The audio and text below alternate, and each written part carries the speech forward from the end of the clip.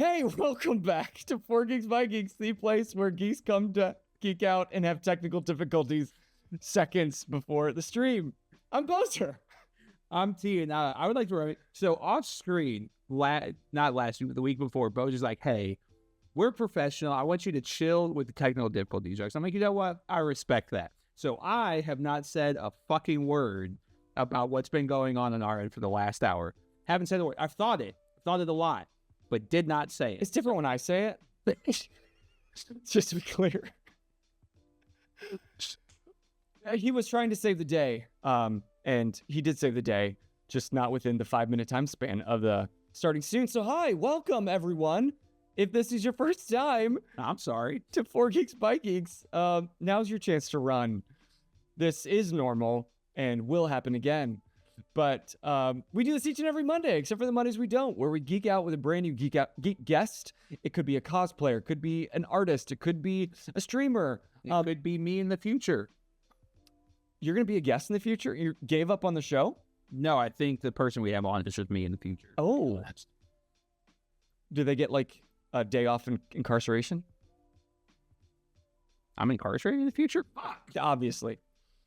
But tonight, it's all about a miniature painter, someone that's made it his job, which is amazing. Didn't even know that you could. You can't do hobbies for real. You don't get paid to do hobbies. That's not how this works. That's why it's a hobby. That's why this channel's a hobby. Yeah, that's because we Got get paid. God. Unless you saw, I feel gross. I can't even fake do that. I smash that like button. But I'm so glad all of you joining us tonight. Like, we've got La Varela Mini Paint. I screwed that up. I'm so sorry. Oceana's here. Bath is here. We love all of you. Thank you for tuning in. We're so excited for tonight. And when we posted about this yesterday, so many of you were excited too. So we're pumped that we could bring somebody that you are all so excited about. And the fact that he actually agreed to this is mind-boggling, but he did. But before we jump into tonight's interview and hang out Geek Out Sesh with Iron Tusk, tell us a little bit about you. How was your day? And while you're in the chat, use the QOTD command and tell me the most frustrating thing about painting minis. I'm going to go on a very niche tangent here, and it's fucking Citadel pots. Do I want to burn this bridge? Yes, I do. Fuck you, Citadel. Fix your shit. I started painting 5 years now, and I thought Citadel pots were the coolest pots in the world because... What are pots? Pots. These are pots. Oh, okay. I'm that and new. If you're unfamiliar with Citadel, they're probably the biggest brand out there. But the thing that it makes Citadel like Citadel is when you pop open their lid, you get this little drip tray that you can just have the amount of paint you need to paint. The problem is this shit's top heavy, does not like to stay up. You know how many Nolan oils I have wasted because this damn lid will not stay open? Well, if you didn't just burn that bridge, maybe they could have been a future sponsor. Don't worry, Two Thin Coats. I love you to the day I die. We're just going to get on the blacklist of so many big brands. Only major corporations. I don't fuck with y'all. I'm trying to make us money here, T. My anti-capitalist is getting terrible as I get older. It's just getting worse. It is considerably worse. Well, I just started painting minis, what, was it 2 weeks ago? 3 weeks ago? I think it was like 6 weeks ago, but go on. Yeah, and I painted 2 in that time. And, but the thing that I... 3. Oh, I did. No, I did 4. No, for 3. No, just today's 3. 4. Today is 4. I think you might be too distracted. Probably. We do have minis in front of us, so if you want to paint at home, you might get some hot tips throughout the stream that you can put to use immediately. But the thing I hate about minis is they're so damn mini. I don't paint mini things. I paint big things. I paint things that people are going to look at from the back of a theater house. So I have to make it big, and that's easier. See, but this is tiny. It hurts my eyes. See, that's the good thing about it. You can make mistakes on minis, and nobody's going to see them.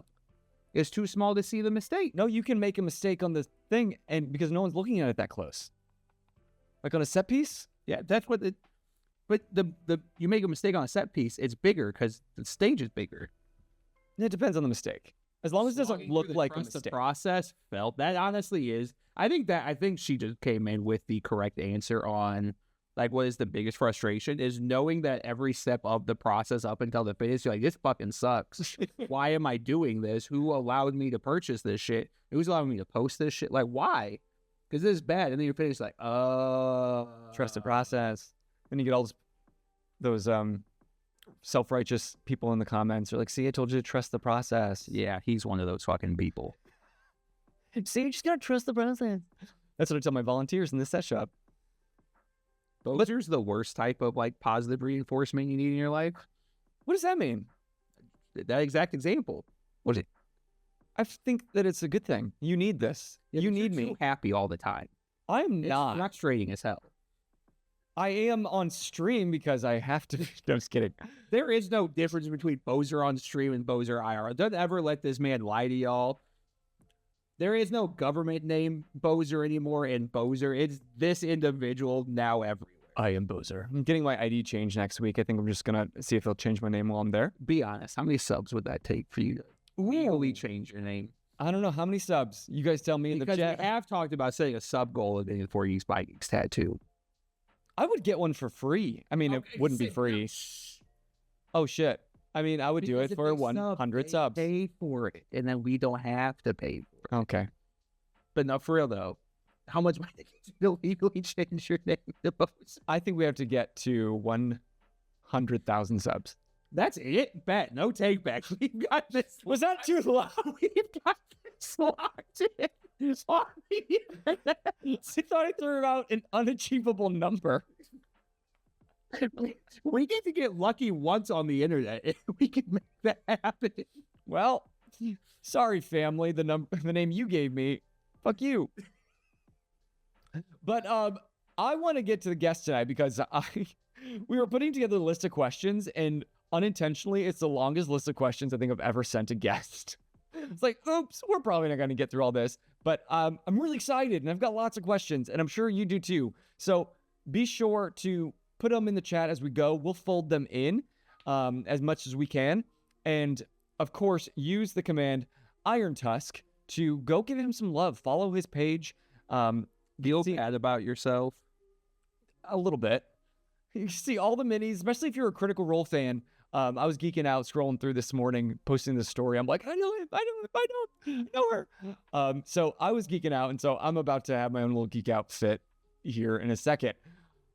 But without any further ado, please allow us to welcome our new friend and guest on the channel, Mr. Ian, the Iron Tusk himself.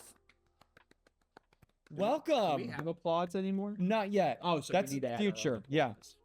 Hello, guys. How are you? These in the chat. Buddy? I'd Ian. like to tell the first story about how we got introduced to Ian. Please do. Please do. We got introduced via Mysticon. Yes. Friends of friends put us together. Fantastic. That's how you meet a lot of people, and that's cool.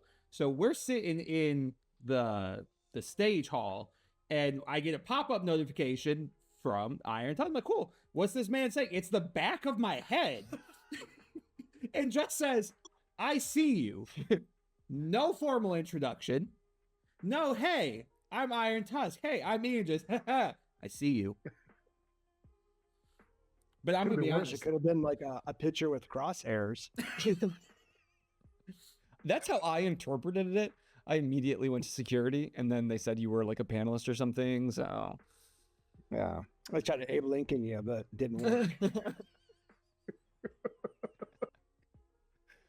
and that's how I do. I'm like, oh, Gentlemen.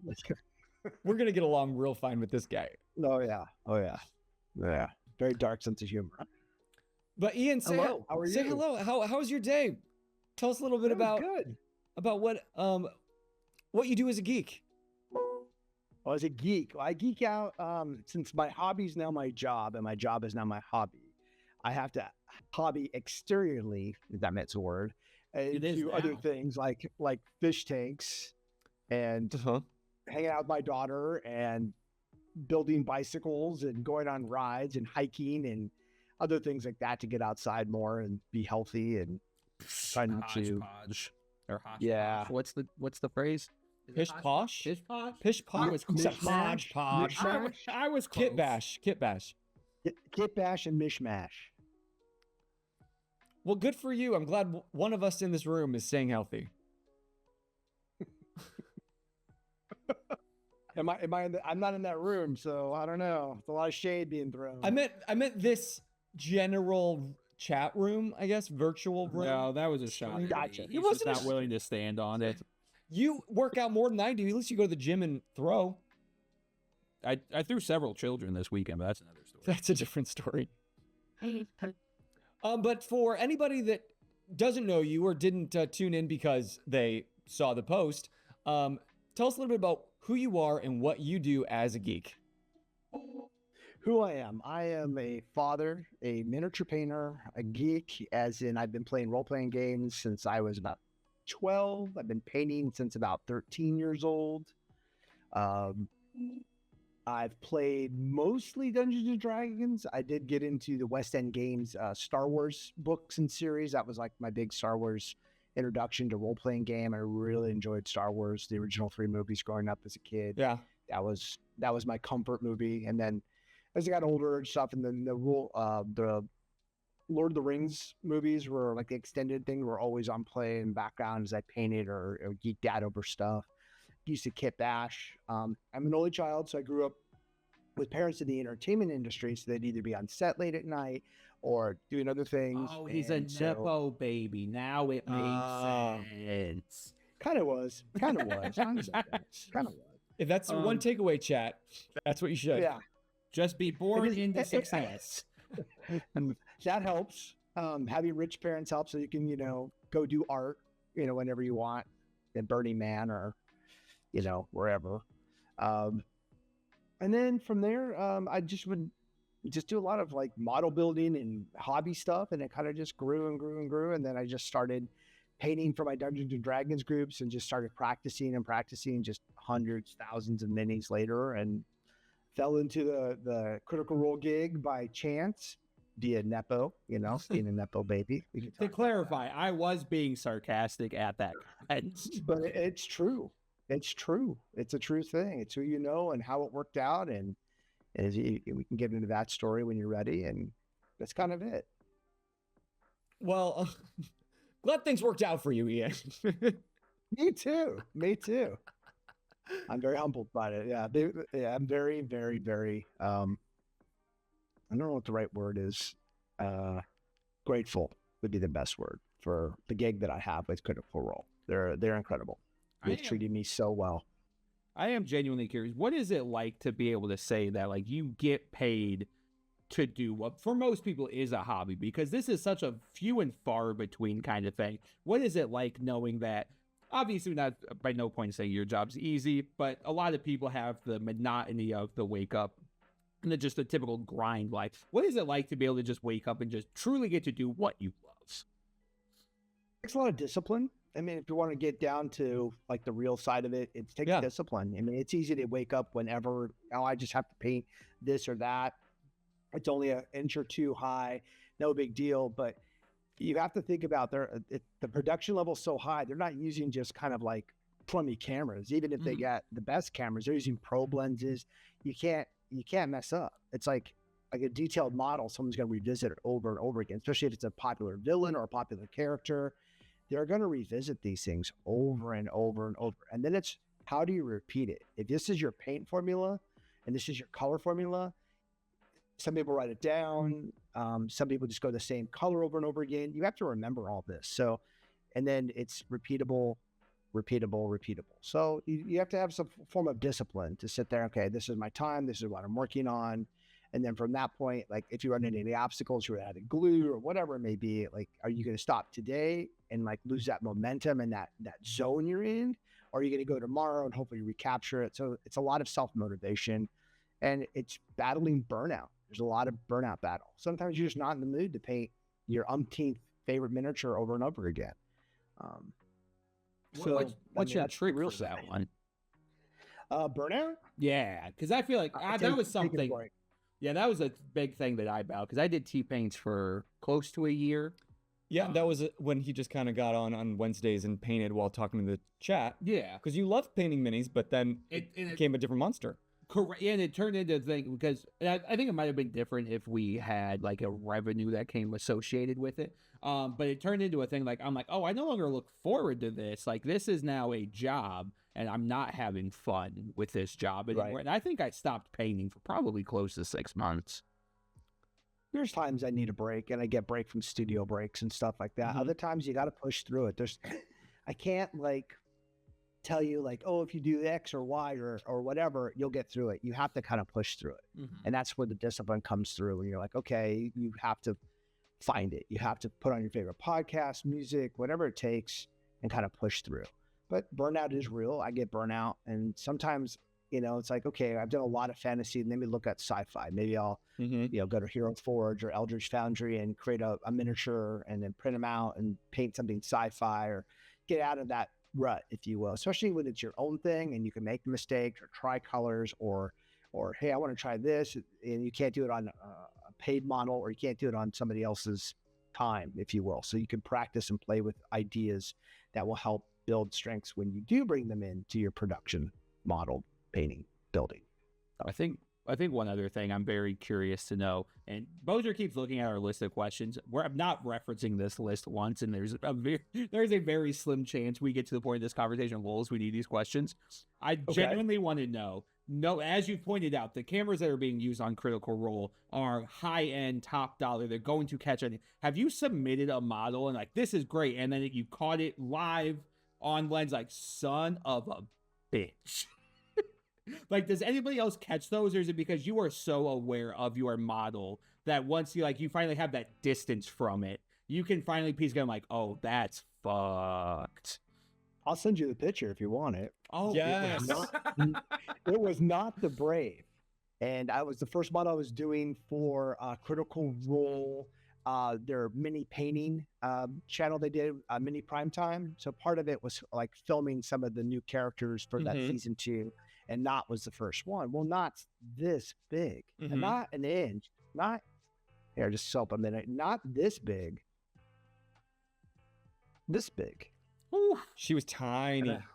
Tiny, and a lot of cloth over the ears, and the mask was off to one side, and the ears and the stuff and all this other. So I'm painting all this, but I have terrible posture when I'm just trying to find a model here real quick. I don't know if you can paint minis. I'm here like this, and I just have my shitty posture, doing my grandpa thing where I'm chewing on my tongue and shit. So they have me out in front.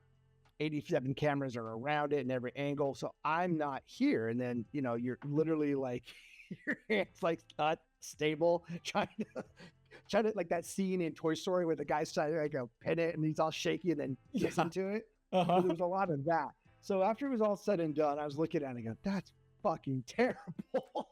And it's on a 55-inch 4K screen right there with a probe lens, and just like, I mean, from any other distance, it looked very good, but up close, and you'll see in every brush stroke, everything. I did not sign up for this. It's this big. Yeah. It's this big, but now it's this big on the screen. So that was humbling for sure. And they were very supportive, but man, it looked like dog shit. How difficult did you find losing the losing the artistic liberty to match professionals' vision? Because and correct me if I'm wrong here, but I feel like in a circumstance such as Critical Role, you really don't have much creative liberty, I would think, when it comes to a lot of these models, because whether it's Matt or somebody else, is like, it's their character, they know what they want to see come to life. So a great example of that would be, you're absolutely right, I have to keep us in a frame. And I'm probably allowed a little bit more liberty than probably other people because of my history and lineage, if you will, with the group. So they know what they get from me. So a great example would be the Shade Mother. You remember the Shade Mother, the gray top and that kind of like grub body, that yellow grub. That's how it was sent to me. Yeah. And I kind of felt it. I was leaning more toward Alien Queen, and they were leaning more toward grub. So I kind of didn't really blend the two. I just said, F it. Lost in the zone, and I started building up browns and reds and all these yellows and made it much more thickly, if you will. And they loved it. So, but there is that. And there's been many times where I've had, hey, what do you think of this? Or my monitor set up completely differently, maybe like my calibration's different. And so someone will say, I see more green in the skin, if you will, whatever character. And I'll see maybe more pastel or more blue or whatever it may be. So there's a lot of back and forth. So there's a lot for me. I like to go, hey, here's where I'm at this step. I can't go backwards either because I only have one mini that was given to me by the studio. Two, I've only printed so many and I've already got to this point. If I go backwards, I'm repainting and making the layers thicker on such a small model. So it's going to be more cakey. Yeah. So I kind of go step, hey, you like this? Yeah. You like this? Yeah. You like this? Okay. Drawing, I think, in one sense is easier because it's easier to go ahead and digitally erase, redo your layers, and you're not really affecting the entire thickness, if you will, physical thickness of the model with the paint. There was another character that was sent to me, had a blue vest. At the end, the final artwork was, and that was how she was painted, accepted, no problem, but she turned into like a red vest, custard. So it got changed last minute that way. It happens all the time, all the time. Well, before we get too far into the weeds, first, let's scale back just a little bit for anybody that's coming in and like wondering how you even got into Critical Role, or how does one even begin like following down the path of becoming a professional miniature painter? Like, I'm kind of curious on the timeline that led you to where you're at now. Nepotism, we already talked about it. Seriously, that's true. Well, tell us the story.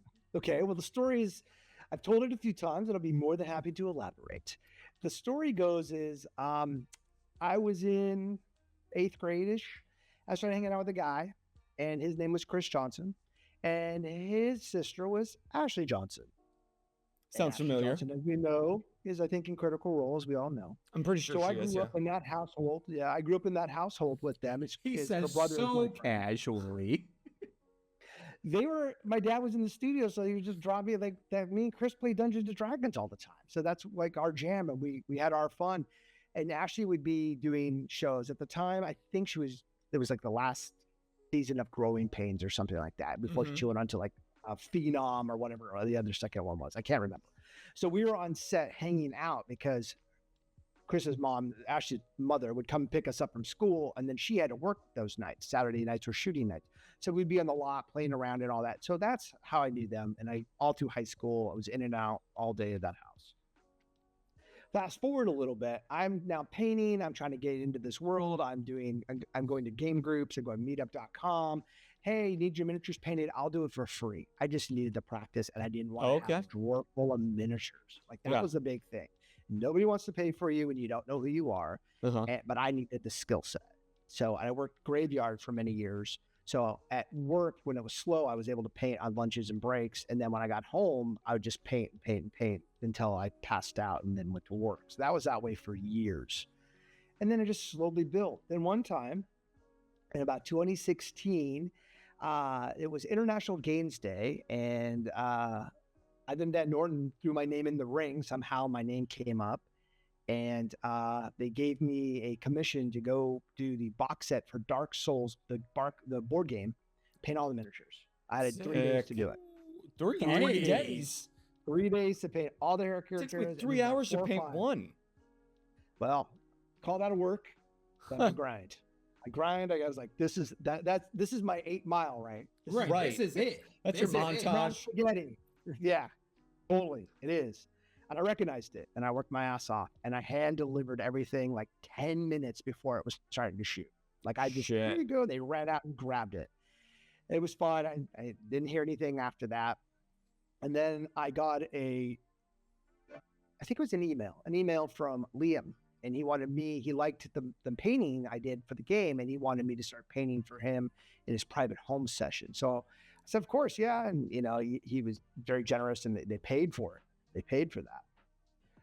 Prior to that, my only patron was I played in a long-term Dungeons and Dragons game, and the DM would commission me and pay me. So he was my only patron for years. And he would pay me very nicely to paint all the miniatures at the game and everything. So I'm going back to 2016. So I'm starting to paint for Liam, and I'd show up in the studio with like all his stuff I painted for him and hand it to him. So I'd interrupt these 3:30 in the afternoon meetings with Matt Mercer and everybody. Just everybody was there, and they all looked at me, and I didn't know who they were in this time. I only knew Liam, and I didn't know how heavy hitters these guys were. Because Ashley wasn't there yet. No, she wouldn't show. Right. She was doing, I think, Blind Side. So she was Yeah. in and out of the production there. And then that was toward the end of season 1, and they were starting to talk about season 2. And then my name came up as someone who could, be in the world, if you will, paint and help Matt, because Matt was the main painter at the time. Mhm. He was becoming too busy. So then Ashley's like, I know that guy. And then it just all kind of clicked together. And that's how I kind of got the gig. And I just kept saying yes to all the stuff and trying to do my very best and grow. There's sometimes I missed it. There were some times when I got the feedback, like this was missed. And I was like, okay. And then the next time I tried to knock it out of the ballpark. Mm-hmm. So it wasn't like I did everything 100% all the time. So just want to let you know I had to grow too. And this wasn't like the same thing every day. I had to get better than the last miniature that I did. So. Right. You say nepotism, but I'm hearing a fuck ton of work and like training and growing your own skills. Like you said, you were painting during the grave shift time, or the graveyard shift, just to enhance your skills. Right. Good on you. Yeah. I mean, you can't show up and then have your 8 Mile, right? And then you don't know how to rap. Right. What do they say? You know what I mean? Like, talent gets you in the door, but effort keeps you there. I do think that is a very good thing to kind of like point out and emphasize. Like, yeah, we are joking about like nepotism, but truly a lot of things in life are who do you know? Because hard work genuinely can only take you so far, because if you don't get noticed, you don't get noticed. But I think the key emphasis here is that, yeah, you did have a leg into the industry already, which is great, fantastic. That doesn't take away the journey that you put in to get to that point any less, because as you pointed out off stream, your age, but 2016 was 9 years ago. So this was not something that you immediately jumped into like early stages in life. Like you committed to other aspects of life before you had the opportunity to truly dive in to do just what you want to do for as a hobby for a living. And I think that's just, and again, I know you don't feel the need that we have to defend you for like this joke, but I think it's just very strong to emphasize, because I deal with this constantly. I'm like, I'm 30. I fucked my life up. I didn't plan ahead hard enough to get to this point. I'm going to take care of myself in the future. Still don't know what the fuck I'm going to do with my life, but it's always reassuring to hear them like, oh, I still have time to like maybe do what I want to do. I still have time for a career is essentially what I'm trying to get at. Right. Well, I'm glad that you painted your way into the room. Me too. and so paint myself into a corner. So he was waiting for that one. Now, what does that look like? Like, now that you're one of the consultants for the miniature painters, or like you were the lead miniature painter, like for anybody looking on the outside, what's this really look like up close? They're pretty private. So I figured it out. They have other people. For a while, I thought it was just me. And I think you're like, hey, change your bio on Instagram. It's only me. No, they have others, an exceptionally talented bunch of people. Yeah. And which is great, because I couldn't do everything on my own. Sometimes it's just too much. Honestly. So yeah, they have this stuff. So I'm just one of many that they have. They're big enough to have a crew, if you will, of people that they freelance. And, I definitely have a darker style. So I think sometimes if they want somebody more whimsical, they're not going to go to me first, which makes complete sense. And other times, like I've been told, the feedback is, we need it dark, we'll go to you. We need it brighter, we'll go someplace else, which is completely understandable. You mean with your logo, you're not painting fairies and pastels and neon coloring? Not unusual. I tell people Picasso isn't Rembrandt, and Rembrandt isn't Picasso, and neither one of them are any better than each other, but it's up to a style that you like and gravitate toward. And neither was respected when they were alive. True. Plus, no, we respect you though as you're alive.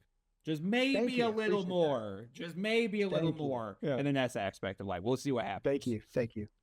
When you get a mini sent to you, do you have to like sign an NDA so you can't like talk about it before it hits the story? Oh, yeah. My NDA is very scary. Very scary. Oh, very scary. So we won't ask any of those kind of questions. There are a lot of zeros. There are a lot of loss and zeros on my end. Yeah. I have files on my computer that WizKids own, Hasbro owns, Critical Role owns. I have the original Ukatoa model with 85 different limbs and stuff. They only put out 3, the head and like 2 body parts. Yeah. 5 others that were used. So I have a bunch. Sick. They're literally on a separate end, like separate thing. It goes in, I download it, look at it, upload, and then it comes out. So nothing's on my computer. Oh, I was genuinely about that. I was curious what, because I was genuinely curious what an NDA from that caliber looked like, and I wasn't sure if we'd ever be able to see something like that, like obviously redacted to the point show us where the you NDA. defend yourself. But I'm very curious to see like how in depth like an NDA in that regard goes, because it's kind of, and that obviously in our area of expertise, for lack of a word, you wouldn't think in the realm of like, oh yeah, people playing Dungeons and Dragons need like ironclad NDAs. But when you're like the forefront of this aspect of geekdom, they probably are suing 6 generations of your bloodline and getting 6 firstborn children if you fucking breathe against this NDA. Well, it's trust too, you know? You have to look at it like, I've been around long enough to know, I understand how industry kind of works. I understand the privacy aspects, you know, Right. people have a public and a private aspect of their lives. And bringing that back in, it's also like, hey, a file sent to you, not only is it by the people that basically gave you food and shelter. I mean, Critical Role paid me enough for 1 year's worth of work. I put a roof on my house. I mean, I can't That's so take them enough. That's you awesome. know? Yeah, you That's don't want awesome. You know, you wouldn't want I to was screw able to that pay up. off. No, I don't. And then so just going that extra mile and making sure that things are protected. But getting back to the NDA, they're losing money with the deals. Like, for example, let's say I released a thing because I was an asshole and I released a file on something and they traced the only person that had it was Ian, you know, you're new, there's not even in production yet. I mean, I'm Hasbro, WizKids, Critical Role, all those people are losing money because I put that file out in the universe, right? And everybody's not downloading it and they're not buying it or whatever it may be. So it's a big responsibility to sit there and have all these files of these characters that at any given time. So I've had people ask all the time, can I get that? Can I buy that? I'm like, no, it's not mine. It's Critical Roles. I don't even have it. It's not mine to give you. And they get upset. They get really, really upset. I feel like getting upset over something like that is an insane concept. People are weird. They are. So that makes sense, unfortunately. By the way, hello, Angelic Ophelia, who also is one of the painters on the team. So that's awesome that we're all gathering together tonight to geek out over this. Absolutely amazing. She's one of my painting heroes. I always check out her stuff, and she's so good.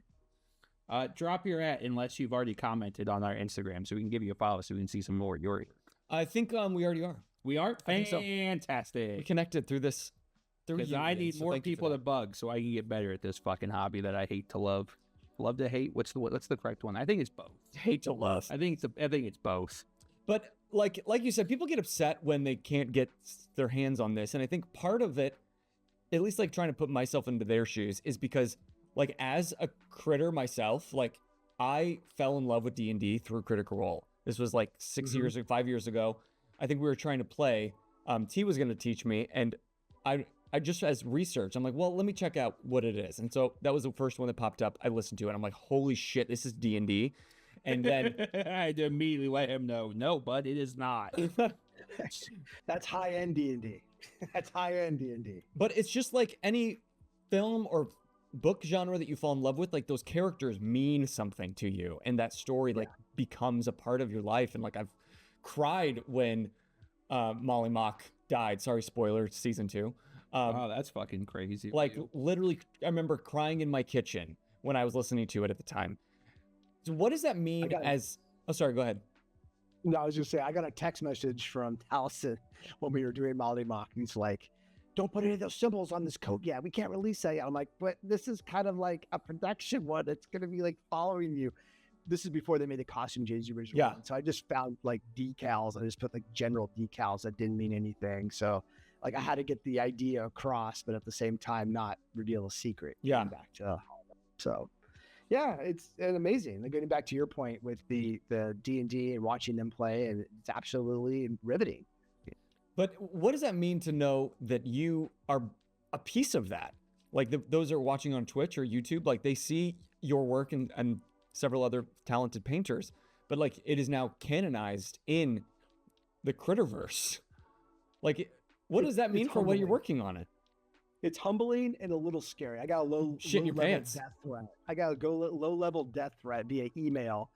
Second, it was the second season, and they had all the heroes done in bronze, like polished brass or bronze. Mm-hmm. And I was painting all that, but I didn't get Ashley's yet. Ashley was doing Blindsided, and she didn't put her information in yet. So I got this like Lola, I'm gonna kill you, dude. Where's Ashley? I thought you guys were her friend. Why don't you have her stuff yet? I'm like, settle down, man. I don't have the model yet. So yeah, the fans are fanatical. They're absolutely wonderful. The community, you can't beat this community. They got your back. As long as you're a genuine good person, they got your back. I've had people reach out who didn't know me as Ian Phillips, and I was posting Iron Tusk work, and they were like, dude, that's somebody else's, man. You can't do that. This is Iron Tusk. I'm like, I had two other people like, it's him. We know him. You know, and it was a Facebook thing. So Hey, bud, thank you so much. But that is me, I promise you. Yeah, they're amazing. The community is absolutely amazing. I do need a favor from you, though, and if this is just an NDA-related thing, like, go ahead and wink aggressively into the camera. Okay. If they have news of Dispatch 2 getting greenlit, I swear on all three of my children, I won't say a word, but I just need you to casually send me a message This isn't the internet. to let me know I have something to look forward to. I'm not a part of that world. I'm not. I have no idea. They don't. I get the miniature. That is my compartmentalization. I get the miniature. He said, "This is I'm not my touching world. that. I stay here." Listen, I get to ask a couple questions about the miniature, like, is this going to be A? Is this going to be B? And they may or may not answer those questions. They don't have to, but my world's a miniature, or the terrain. I don't know about the other stuff at all. That's okay. Do you So do I can't minis wink at you. and terrain? Yes. Yes. You just do it all. I just got okay. I wasn't sure if you had I'm your mini I guy. just got rid of a bunch of it for them. Yeah. So I do both. Sorry, we're talking over each other.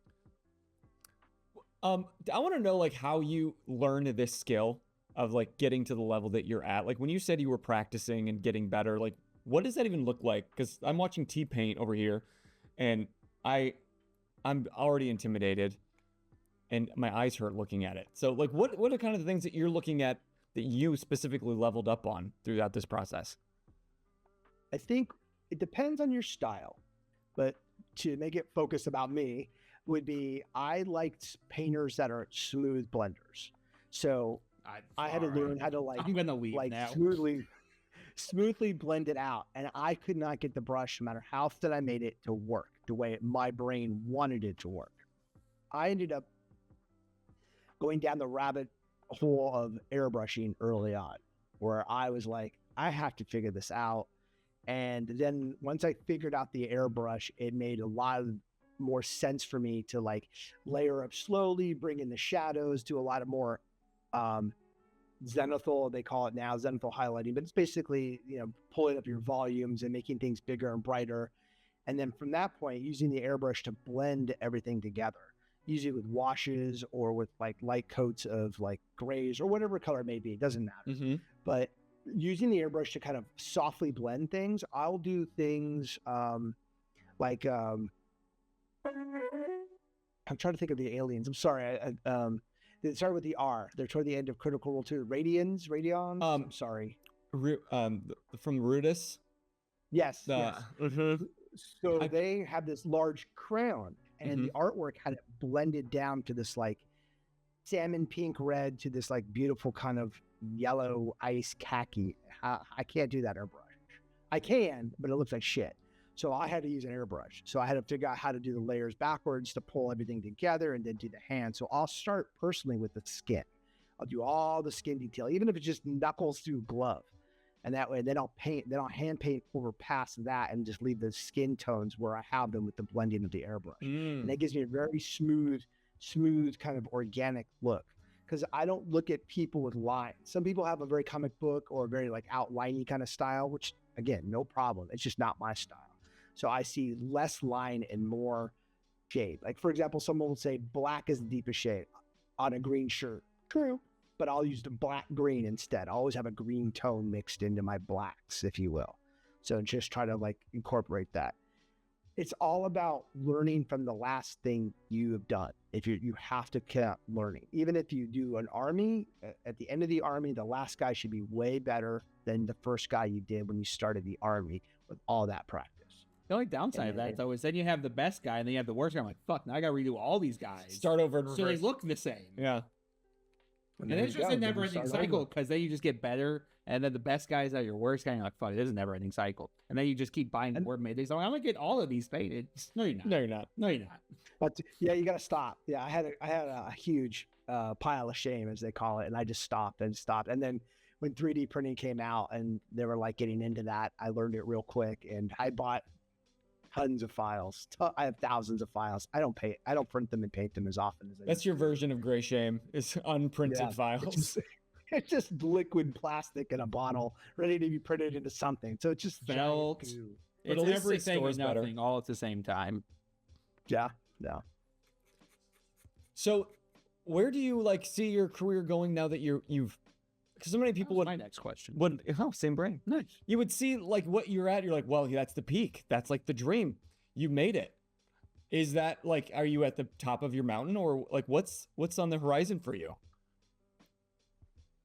It's a fork in the road. I can always, with the painting, I'm always trying to improve. I'm always looking and watching YouTube channels and seeing how they do it and painters that I like and seeing how they're improving or new styles and new changes.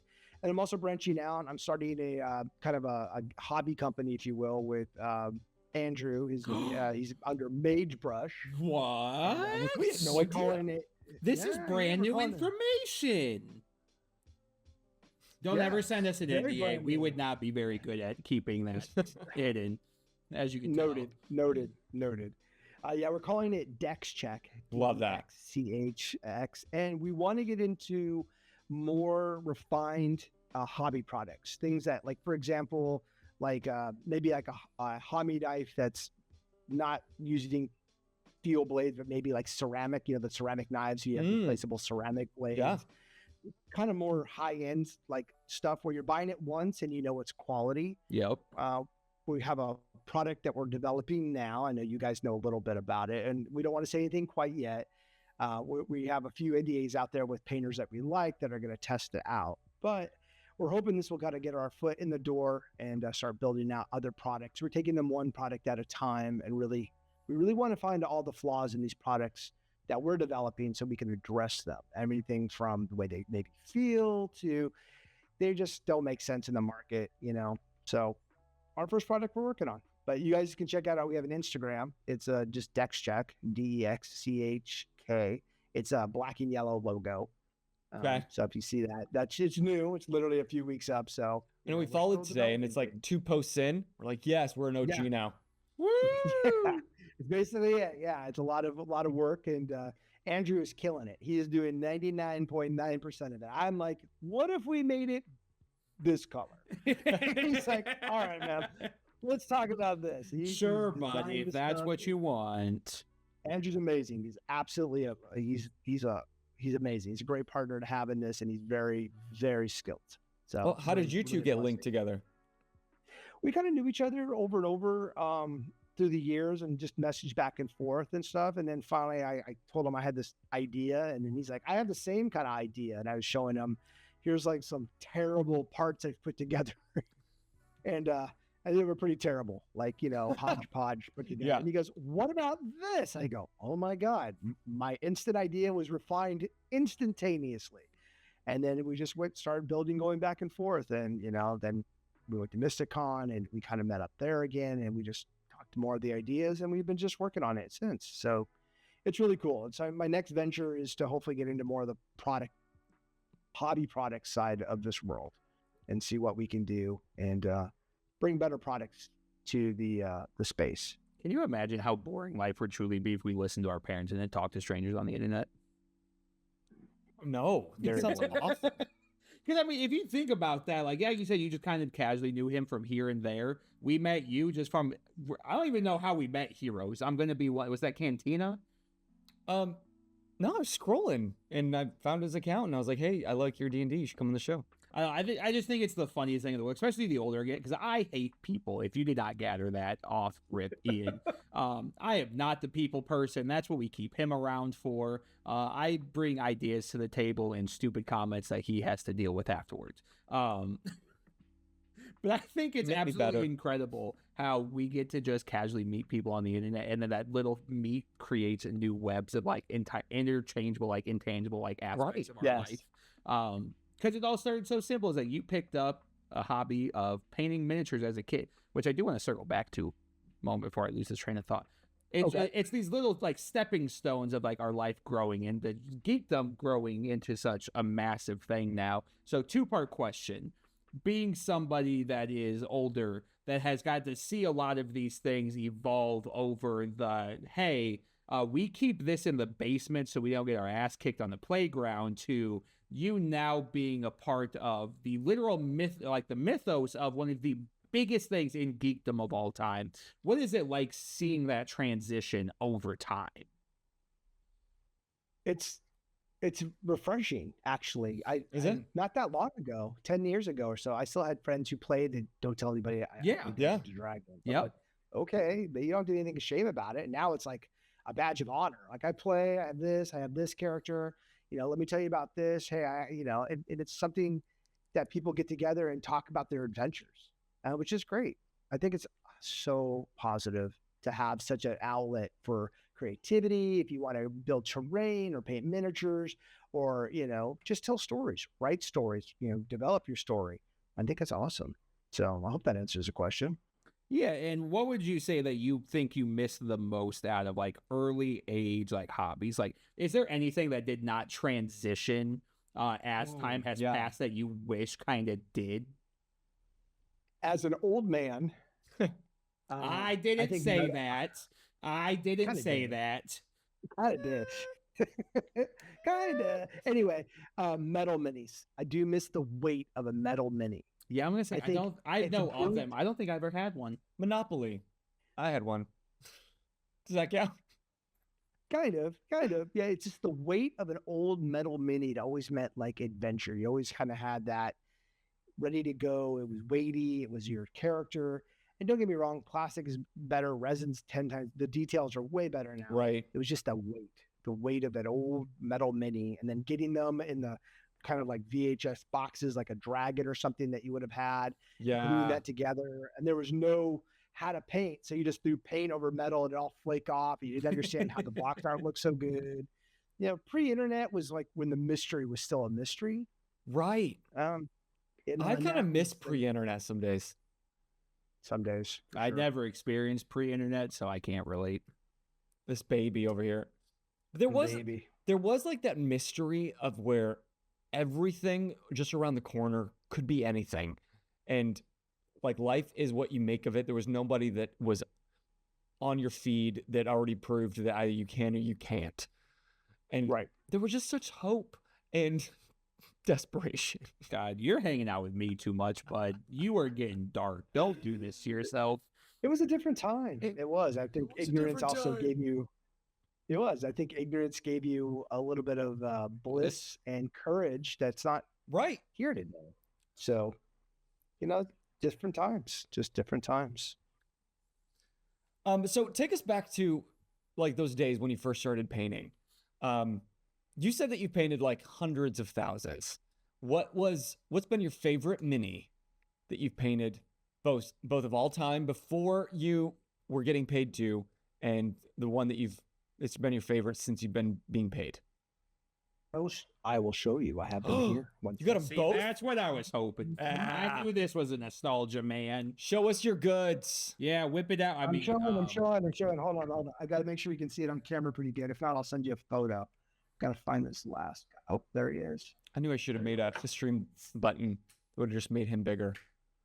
That is very dark, sir. yeah. I'm figuring this out real quick. Got it. Hold on. I got to see. Oh, I get it. It's the mini within our imaginations. Let's see here. Okay. Okay. I posted this guy before. This is the very first mini I did. It's a Star Wars Cantina mini. It's metal. Nice. And this is the first time I painted a mini. Like got the eyes right. I know it's blurry. I know it sucks. Maybe on my forehead here. We'll post that picture on our story later. I'll send it. And then I just dropped it. Oh well. And see, because it's metal, you know it's safe. But yeah, exactly. But I refound that same box set and I got the mini out and I'm trying to figure out how to paint him again. I wanted to see my skill set 30 years later. Honestly, was that 30 years? Pretty cool. About 30 years. What if you hate it? Jesus Christ. Well, I can paint it again, can't I? And then this was my very first like miniature I made for a game I joined, that patron who was paying me. Mm-hmm. It's a hodgepodge of 2 or 3 different miniature companies. I'm trying to get it right there. Anyway, I'll send you detailed pictures, and then you do this horrible name. I call them, what do I call them? Death Strike Meat Hammer or something. And again, a bunch of different parts and everything else. And then it just came together and you get in that zone where you're just painting them or painting her or painting them and getting into that zone where you just want to play and have fun. And it was just really cool. Just really, really fun. It was a good time growing up. And then those were all metal minis. And then plastic came along and everything else. And it got easier and easier to like kit bash and grow and do all that stuff. I still haven't gotten to that point. I don't know what it is about kit bashing. Kit bashing terrifies me. Define kit bashing for anybody that doesn't know it. Kit bashing. No, kit bashing. Yeah, go ahead. You're gonna do this much better than I will. We'll leave it to the professionals. Kit bashing is basically when you take different model parts and you glue them together to make something else. And I guess I've seen them on the feed more often when like there's a guy that like melts the pieces and makes them look like Warhammers have been blown apart, which I love. Is that kit bashing? Is that considered? Or just like destroying the mini? Modification. Okay. It's kind of destroying the mini, but they could have kit bashed different parts onto the mini, then glued or put bullet holes into them or something like that. That's a possibility. So big kit bashing is like taking different parts, like Star Wars spaceships are all kit bashed, right? They're different model parts put together. And then kit bash, you can put like the one I'll send you a picture of with the big axe. That was like a Chaos Knight from Warhammer, and then the bodies from a German metal miniature company. So it was a bunch of different things put together and glued on. Well, it looks sick. So thank you. Hobbies being what they are now, people still like Bozer still finding ways to just now join. What are your tips for like, hey, you're joining in the hobby now, please? What is it? What are your do's? What are your don'ts? What are the pitfalls you recommend avoiding? I would, if you want to get into miniature painting, I would find a beginner paint set from a reputable brand, Vallejo, Games Workshop, AK Interactive, MIG. If you've heard of them, they're probably going to be very decent paint. 2, I would find subject matter that you really, really are interested in, whatever it may be, historical, fantasy, sci-fi, whatever it may be. Watch a bunch of YouTube videos, trying to get an idea, because your first one out the gate is never going to be great, period. You may be better than most. I've seen some brand new painters really, really just talented, but it's never going to be as perfect as you want. I think forgiving yourself and just realizing you had fun and you're learning and you're going to grow from that, I think is a little bit more rewarding than, oh man, why isn't mine looking like this person's? Or, I've tried this technique, it's not working for me. Yeah. You can't teach technique. You can, hey, this is how you hold a brush, but I can't tell you put 1.35 pounds of pressure per square inch on this. It doesn't work that way. It never does. Nobody can tell you that. Because everyone's going to have their own technique on the brush. Right. Your own pressure is going to be your own technique. Yeah. So it's like you can't teach practice. You can't teach repetitive. You can only teach, hey, this is how this works. This is how color theory works. But you can't teach feeling. Does that make sense? Yeah, but like, how big are the brushes you're using? Because like T's using some, and like there's ones with like 3 bristles on it, and I'm like, that's got to be the only one you can use, right? My favorite's a 20. Yes and no. So if you want to go in the land of paintbrushes, no, all the sizes of paintbrush for different companies don't add up. Like if you buy a 0 from Winsor & Newton, it's not going to be the same as Rosemary & Company. Even though they both have the same 0, it's not a standardized size like a tire. Oh, okay. They have their own kind of like sizing. They're in the ballpark of each other. But then you can get into You can get in the weeds in anything, right? In any hobby, you can get in the weeds of like, do you use a super, super teeny 3-0 brush, 2-0 brushes, because that's giving you all this control and detail? Or do you use maybe a size 1 with a really, really amazing tip with a lot of body in it, where it holds a lot more paint and you're not going into your palette as often and it's flowing out of the brush better? And then you get to the eyes, right? Are you going to dot the eyes? Are you going to slip the eye? And everybody has those ways of doing their eyes. You can go down a rabbit hole with this. We can be here hours just debating between nylon, synthetic, blended, Kolinsky brushes, squirrel, goat, boar. You have all these natural fibers and hairs. I'm going to be honest with you. Play with them all. You know what made me like you so much off rip? There was one thing you told me that made me click with you immediately. You said, fuck brushes, destroy them, buy new ones all the time. Yes, I do believe that. But I think I tell this story a lot with, like, they're like race car tires. You're not going to, not burn out your race car tires. You're going to put them to the metal, down on the pedal, if you will, and you're going to race them hard and get rid of them. Do the same thing with your brushes. And if you're someone who doesn't want to spend $50-$60 on a nice Kolinsky and take care of it for a long period of time, that's cool. It's going to wear it out eventually. Well, either day one or 10 years down the line, it's going to be worn out. Why not just use it? Use your brush, use your paints. How many brushes do you go through in a year? A lot. Ballpark. I probably a year. Kolinsky. I buy Kolinskys. They're natural hair brushes, and they're usually Winsor and Newton. So let's just give it a ballpark of $30 a brush. Okay. Let's do $700-$800 a year in brushes alone, and that's basically an average of 30, and that's not just the same. So let's say call it $1,000 a year worth of brushes. Okay, I'm trying to calculate how many brushes that is. I'm hilariously bad at math. 30 divided by 1,000 would be, right? What's that? 1 million? Let's do math. Let's do that real quick. Who knew we'd be doing math on this stream? He's going through about 33 brushes a year. Okay. About 33 brushes. You did it doesn't sound like I'm so impressed by you both. 33.33333 with wow. Get technical. Correct. Whoop, blurry. Gotta say, not as many as I thought. I was thinking like in the hundreds. See, I go through about the same amount, but I spend about $5 max because I'm a broke bitch. Too. But that just a write-off too, so I have to think about it to write off as well. So I can't get LHC going, so I can start writing shit off. We can write off everything. Tax. What's okay? So somebody maybe just tuning in, they're like, see, this is way too expensive hobby for me. I'm never going to get started. What's something that, like, as you got more professional in the space, you came back to, you're like, oh, this was one of my starter tools or a starter paint or something, and this works perfectly.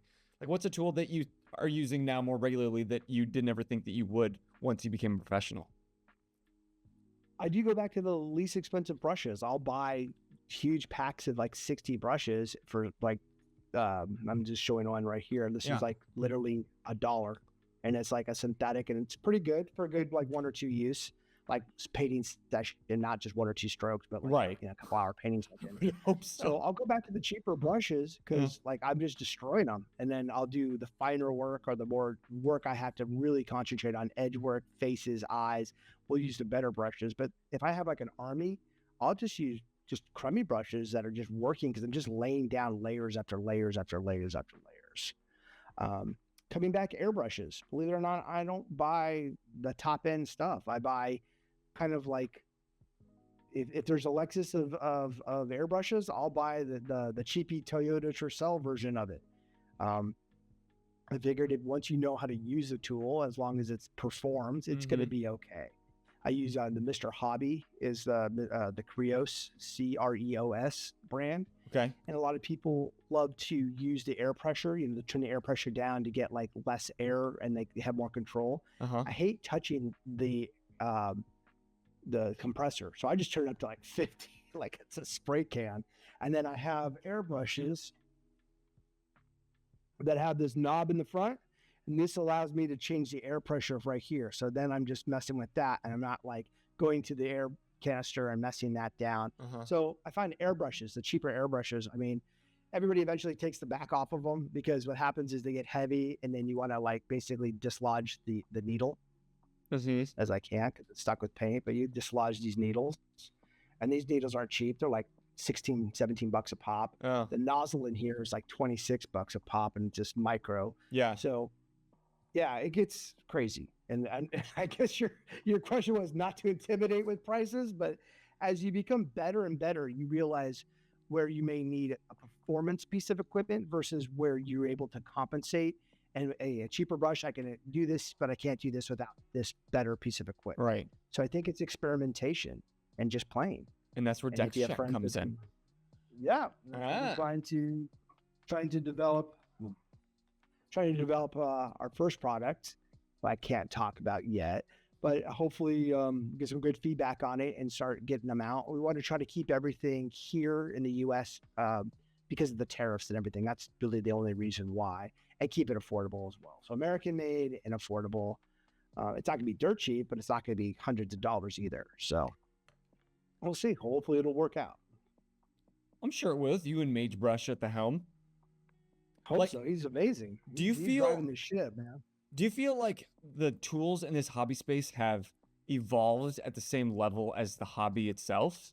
Like, I feel like it's become No. so much more widely popular throughout the years, as you've talked about, but the tools have remained basically the same. Like, why is True. that? I think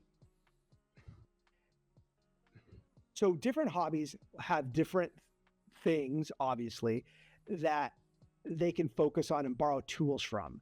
An Sure. example would have been for miniature painting for a long time, would have been like the airbrush was kind of new, right? It wasn't used Right. as often. It's pretty common now, but at first it wasn't used as often. But in other, like the t-shirt painting or, the other disciplines, if you will, the airbrush was used all the time. And then from that point, you get something like pinstripers who are using that angled brush, getting that down and maybe getting even a smaller version to do edge lining or something like that. I'm making up something as I go along here. Sure. That's not really used, but you're borrowing things from different hobbies, if you will, and pulling them in. Another one I can say was like, I like playing guitar, and one of the guitar picks products is called Ultim. It's just a plastic. But another industry, like, oh my God, Ultim's this new thing, but it's been used as guitar picks forever. But now it's used as like a handle material or a reinforced something in this world. So everything's borrowing back and forth from each other. So with the miniatures, I think it can get stuck in kind of a tradition. I have miniature paint by a miniature company. And then, well, what about the apple barrel or the folk art paint? You can use that stuff. You just have to use a better additive to get it to flow and use the properties, right? And be prepared to maybe do more layers and stuff like that. So I think there's a lot of borrowing back and forth from different hobbies coming in and out of things that you'll discover. The pin vise is another one. How do you do these barrels, if you will, these guns with a pin vise? Use a pin vise or a drill. So Wow, you sound Yeah. like very knowledgeable about the tools. Like, maybe you should go into business or something. maybe. And then, like another one, like cutters. Here's a perfect example. Sprue cutters. Yeah. Everybody you've heard, they have God hands is a very popular version, and it's all about the angle, the cut, the metal, but you don't really have screw cutters that can, like, for example, cut through brass and like softer metals and then go through and do this incredible cut in plastic again. Once you kind of like leave plastic with sprue cutters, they never cut the same. And so, maybe having a better metal, maybe, borrowing that from like maybe the pocket knife industry who's figured out all these great powdered metals and get that brought into production or whatever it may be. So That's like similar to like cutting shears. Like, if you cut anything but fabric, they're ruined. Right. Okay. But if you had maybe a super metal that could maintain that edge better, right? Like if in this situation, like not only can you cut through maybe cardboard, you can go back and it still rips right through clothing or cloth, like no problem. So what I'm hearing is we need vibranium. Yes. That's what we Adamantium. need. Yeah, definitely. Which Working on it. Which one's in a fight, adamantium or vibranium? I don't know. I think they both have different properties, right? Can you make a vibranium knife? Can you make a adamantium shield? Yeah. I think we've seen them, right? They just think came. so. Yeah. Yeah. Said, how do we hard pivot this aggressively based off this comment? Now I want to get back into something that I think is important, and we touched on it early on in the stream, but oftentimes I find that we get to this point with a lot of our guests who are doing something in this space professionally. You mentioned burnout. And like I have the privilege of working, my job is in the theater, and I love the theater. I grew up in the theater, and now it's my job, and I love it. But in a similar way, I imagine, like once it becomes your job, it's a completely different monster. And I think it's important to highlight because of so many people look up to like people like you and somebody in the space and think, once I do that, then I'll be happy. And like you said, you feel very grateful and humble to have this job, but there are hard days. Like talk a little bit more about those hard days and what that looks like and how you get through them, just to acknowledge that in this space, I think. Sure. There are hard days. There's still production. So it isn't like where I can just have, like we talked about earlier, like free reign on whatever I want. I have production notes. I have a color palette to work with. I have to get within those shades. I have to get there. And on top of that is a time frame. Sometimes it's, hey, can you have this to us in a week or less? Mm-hmm. You know, or not to be unprofessional, excuse me. There are times where you're fixing other artists. They've commissioned other artists to do it. They just didn't get to the level that they needed them for the camera to see what they need to see. So you're fixing other artist stuff. So you're either repainting over theirs, getting that model, repainting it. So, and then on top of that, you have to sit there and realize that it's a business. So there are stressful times. There are days like, hey, this isn't cutting it. Hey, we went in a different direction. There's been times where I painted everything. It's a green light. PA's on the way to pick it up. And hey, we are going with a completely different color. Can you get this done in tomorrow? And it's like, you took a week to paint it and now you have a day to fix it. Mm-hmm. So that happens pretty often. It's not easy. Yeah, it's pretty often because, hey, this person doesn't want to go with this direction, or hey, this doesn't work with the story, or, you know, by the way, this is changing, or like literally cliffhangers. Hey, this is all set up for this and it's going to go that direction. Perfect example. Laura Bailey, second season, when she's battling the witch, that witch episode. Have you seen that? When they were the hut and all that? It was a cupcake. Mm-hmm. That was a whole other place it was supposed to go. And because that was all rolled differently, Right. things got changed like that. Oh, She changed everything. I would not have considered that Dice God's fucking up your job. Well, think about anything That you do didn't session. cross my mind. How Dice God's People fucking didn't- up everything yeah. you had done. That's crazy Yeah. to think about. That whole hut she was in front of, that was all painted inside and out. That was supposed to be a whole battle, and she knocked it out of the park with those rolls. A whole other thing now. Whole other thing. That's incredible. to That's think about. canon. That's forever. That's gonna hopefully be on the animated series. I don't know. I hope so. But yeah, that happens. Yeah, because like when they're sending you minis, are they sending you like a bunch that may never actually make it to air? I have a ton. Of mostly terrain that's never seen it, or so in the background. Even if I post the original picture of it, you're never really going to recognize it because they add a lot of stuff to it and stuff.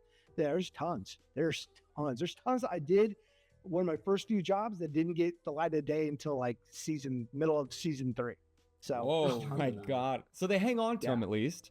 It's part of the giant map Wow. rooms that Mercer gets to play in. Well, I That mean, you happens know a how much lot. we paid him to be here, so imagine how much they're paying him for Shit. his time. This is just for an interview. I know. You got the check, right? Yes. Oh, Yeah, okay. just don't cash that. Yeah. And just Wait give like us a couple 3 days. years. It's postmarked. Don't No worry. problem. No problem. The check does say 2028 on it, so it'll be Yeah. all right. We thought you were really going to be our launching point, and we're going to start making money all of a sudden. Sorry to disappoint. No, but when that kind of thing happens, like, have you just chalked it up like that's the job, or does that feel like shit? It's a job, I think, because of having parents in the industry and seeing. My dad was an art director for television, mostly the Emmys, the Emmy Awards, and then Oh, wow. he'd fill in for art directors for individual shows, like, hey, I'm calling out sick, or like, hey, I'm going on vacation. Can you I'm just making this up. Can you do like Frasier for a week, stuff like that? So, because of those kind of changes, I saw that a lot. And I was always mentally kind of like, okay, this can happen at any given time for any given reason. And you just have to be flexible. Something that's frustrating. Sure, I'm human, but I don't ever say like, oh, I can't do it. I'm like, yeah, no problem. We'll make it happen. That's part of the job. You have to make it happen. You have people, departments, production, depending on not just me by myself, but you are part of that team that makes this show for so many people. And that's important. Yeah. I am curious. Does your daughter know the impact you have currently, or is she still at that age where she doesn't quite recognize like how cool her fucking dad is? She's at that first stage where she's just like, oh god, not another miniature. And just like rolls her eyes and goes, you know, I'm just like, "You guys Dad, gonna work doors on for this tonight?" you. Yeah. When boxes show up, she's like, God damn it. So yeah, no, I think with all kids when they grow up in something, you're kind of oblivious to it. It just isn't this her norm isn't everybody else's norm, if you will. So it's kind of lost. And are you that It's dad okay. that like, are you showing her like, hey, I painted that. Because my dad was a carpenter. So every time we would drive around town, he's like, I built that, I redid that, I built that roof. I'm like, shut up, Dad. Don't Nobody No, asked. I try. I go, hey, look, I painted that. Remember that was in the garage? And she's like, eh. Just walks on. Picks up the cat, goes into her room. I'm like, eh. Yeah, Dad, so you're so it's- cool. Yeah. Fucking kids. Yeah, it's man. fun. She's painted with me a couple times. I kept her very first monster she painted, and it's atrocious in a professional's respect, but it's absolutely beautiful because it was her first, and she Yeah, of was course. digging it and loving it. And I have it on my desk, and I look at it every day. I'm like, Good. And that was the last time that she painted. yeah, it was. Oh my god. It was the last one. She was like, man, mastered this one. Got it in one. Don't need to come back to this. Yeah, it's perfect as it is later. How does that feel? Because I recently played D&D with a young one that like I really wanted them to love it, and thankfully they did. But like I was stressed because I'm like, I love this. I want you to love this. And if you don't love this, I will love you slightly less. No, I just didn't think they would respect me as much. So like, how does that work for It's you? tough. It's Woundy. I was a Star Wars kid, and she could care less. I've tried 3 times, 4 times. Let's just watch Star Wars on my birthday, my Christmas present, anything, please. Wow. As soon as it starts, Kids. boring. Ugh. Just right in the heart. At least give her the prequels to start. Come on, man. We got through Skeleton Crew, and she liked it. I'm like, that's like Star Wars. You'll love it. You'll love it. And she's like, So. What was the I'm first hoping Star we can Wars do Lord film? of the Rings. What order were you showing her in? Honestly, I tried just the New Hope. Just tried New Hope, Okay. and then just to see how it took. And she did like the Skeleton Crew. I think that was more her speed because of the kids and everything. Yeah. else. So she really enjoyed that. But she's not interested in any more of the genre. She doesn't talk about it. Just I'm sorry. If it's all you about need to hear it's all this about today. the Demon Hunters right now. It's all about the Demon Hunters. Yup. I mean, those songs are catchy as fuck. It's so catchy. Have you painted any of those yet? No. Just nothing wait. like those yet. The board game's gonna come around the corner. The RPG is coming. Can't wait. That pink hair is gonna be my bane of my existence. That pink hair. Are Is there? it just jealousy that you can't do it yourself? A little bit. Yeah, I mean, I get that. Don't worry, but I get it. Are there any minis coming like down the pike that you're like, I want, like Critical Role aside, like are there any genres coming down the pike that you're like, I want to paint that, or like that's my Mount Everest? Nothing like a Games Workshop kind of miniature or anything that's coming out. There's a few that I want to download from My Mini Factory. Titan Forge has like this kind of looks like Mind Flayer kind of army guys. It looks pretty cool. I think Ooh, nice. once I get the printers up and running again, test those and get those done. So maybe do a little army work. Right now I'm kind of playing with this ogre. I've been doing a lot of, again, can't see him very well. Yep, whatever. I mean, I posted on him, but it's just Yeah. been playing with these ogres and these plastic pieces. and Oh, I stuff saw like him. You that. put him out by a river, right? Or Yeah, it was yeah. raining when we were up at the cabin this weekend, and I made it a whole, Skid Row montage there. So I tried to get him to cry with like a big Skid teardrop, Row and montage. So do you still paint for fun at all? No. No. I would think if I were recently, yes, you, I I'm would. picking it up. Yeah, I'm burned out. I get burned out. I attack the job hard, and I love it, and it fills me up, and then I'm like ready to kind of like take a break so I don't get burnt out the next thing. So to be honest, no, I don't always paint. I've been painting on my own with these new little fun guys I've been kind of messing around with. I'm trying to learn using more Turbo Dork, blending of like their color shifts and stuff. I wanted to play with those more and take 2 or 3 completely different colors and see if I can make them all blend into one thing back and forth. And so I've been playing with that, just playing with that. Just to help continue to up level your own skills. Right. Right. I commend you because that's hard. Like, especially once you've been doing it as long as you have, and it's something you do day in and day out. The thought of picking up a brush and painting a mini for fun or to even to practice, I'm sure must feel like hell. Sometimes it's the original concept. You got to push through it though. You have to like, okay, what do I need to work on? What am I feeling? Oh, these teeth are pretty crummy looking. Let's see if we can fix these teeth and start like building up the gums and the enamels and whatever you need to do and start working on. I can't even paint a full head without getting paint everywhere, let alone gums. I'm going to be honest. I have learned painting in low light really helps you shade. I don't know if I'm going to turn a light on. It's going to look like shit or not, but low light, this bottle looking pretty damn good right now. Yeah. Because you can't see your mistakes. I'm nearsighted. I'm nearsighted, so everything up close looks really good. So when people are like, how do you see it? How do you see this so much? And you're like, that's me. Okay, you can't see those details, and okay, good. So that's me. I just paint so like close, and I immediately get cross-eyed. I got to pull it way back here to even see. Yeah. So I have that advantage where it's up close is really nice and clear. Rapid fire questions. Okay. Hardest piece you ever painted? Ukatoa. Ukatoa is pretty hard because of the scale. We were talking about earlier about how large it was. So there's more details. So people can, but they don't need to scrutinize that it. Would be easier. And larger the model, the less contrast you need, but the more details you got to put into it because people can see it clearly. The smaller, the more contrast because it's bright and dark and everything else. I get it. Yeah, I was thinking complete opposite. I'm like, I'm going to practice on something bigger, like an action figure. But that's a good point. Yeah. Silliest mini you've ever painted? I painted like a rabbit in a bathing suit one time for somebody that kind of created something together. And it was like a fetish Dungeons and Dragons. That was for your own. That was my next question. Was it Lola Bunny? No, not that. That's not my jam. But jam. It was for something. Thank you. No, it wasn't for me. But it was that was one of the weirdest ones. They were very specific, and they wanted the boobage to come out more and everything else. So they really wanted their mammalian boobage to be prominent on a 1-inch scale model. So that had to be Marisha.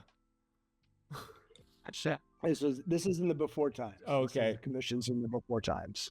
I saw that across your feed, a video that you had reposted from when they were being introduced to their minis the first time, and I think that was like a direct quote. And I think she was a bunny or something, but she was like, "Oh, the boobage." Oh yeah, Tiggle bitties. Yeah, that was the Tiggle bitties on that boob, that rabbit thing. For that one shot. Yeah.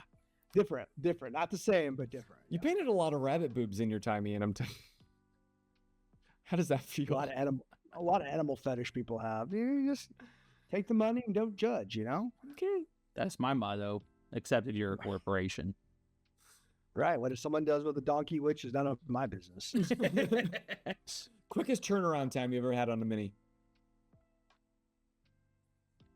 Production or private? Production. 6 hours. Oh! I got called in. Beth was being revealed, and I had to have her done ready from 3:30. They shot at 7:30. Do you thrive? I had like a 30-minute. No, I don't thrive. So you prefer having your time to make it work. You're not a crunch man. Right. I got to get in the mood. He's a crunch man. The ambience on. Yeah. I don't do crunch well. I do well. I do it well under pressure, but it's not my ideal. But I took, I was like, hell yeah, I'll do Veth. And, That was I did that. Veth's reveal. Oh my God! Was that just because the story, like Liam's character went to that spell quicker than Matt had anticipated? I remember that part in the episode. He's like, I didn't know we were gonna get here today, but I guess we are. And hence how production changes, how the models and the time and everything changes back and forth at the Wow. last minute. So yeah, I was actually brought in and was painting on set at that table that you guys all watch. I'm sitting there with newspaper, can't make a mess, and I'm just sitting there painting. Oh my God! Yeah, because you So shared. all the people are coming in forward. They're like looking at me like, who the hell is this guy? Like, because I'm in the shadows. I'm like, hey, and then Matt comes up, thanks for last minute stuff. I'm like, yeah. And then Sam came up and was like, oh, looking good. I'm like, thanks, go away. It's not done yet. Don't talk to me. Don't talk to me right now. So no. And I left, like they started like shooting because it was when they were doing like the live shows. So I left and I was just sat in my car like, oh my God. I was like so exhausted. It was rad. You put a week's worth of work into 3 hours. A 4.5, but yeah. Jeez. Who's the pickiest about their mini on Critical Role? Laura. Really? Would not have guessed that. Yeah, Laura.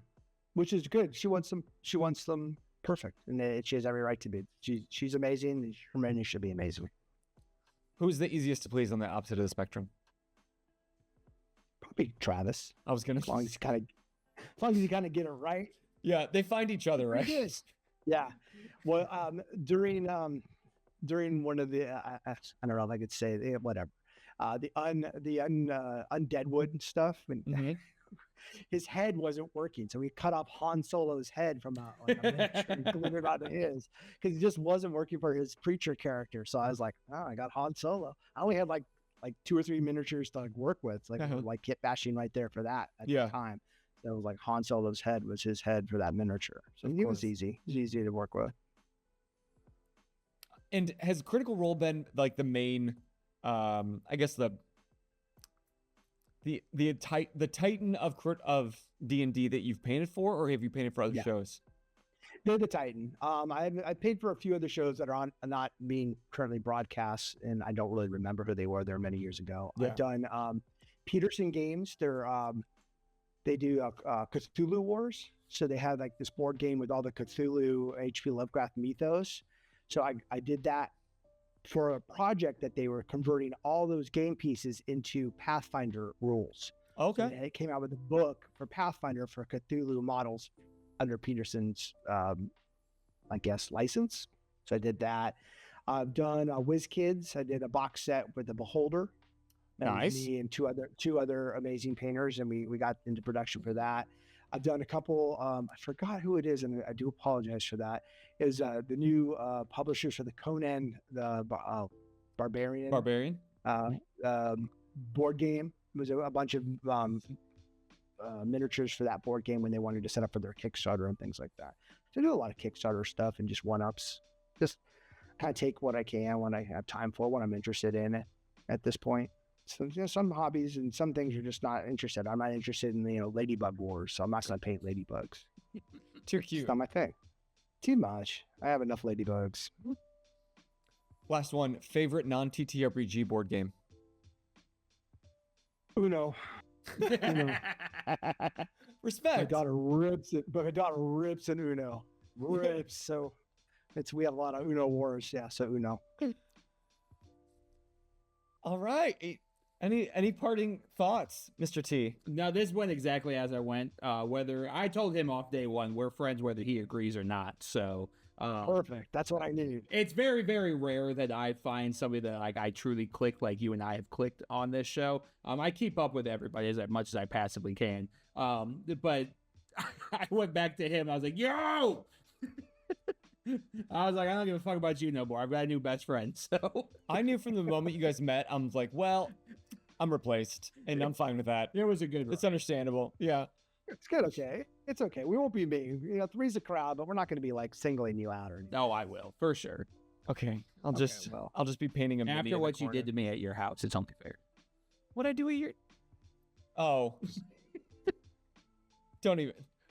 Anybody that has seen the channel long enough knows that the first time he came on the show as a guest, 5-6 years ago, I introduced myself, and apparently I've known him since he was in 3rd grade. But that's a story for another day. Okay. And he still agreed to come on the show and be my partner, so we're fine. But guys, thank you so much for joining us for tonight's Geek Out Sesh with Iron Tusk.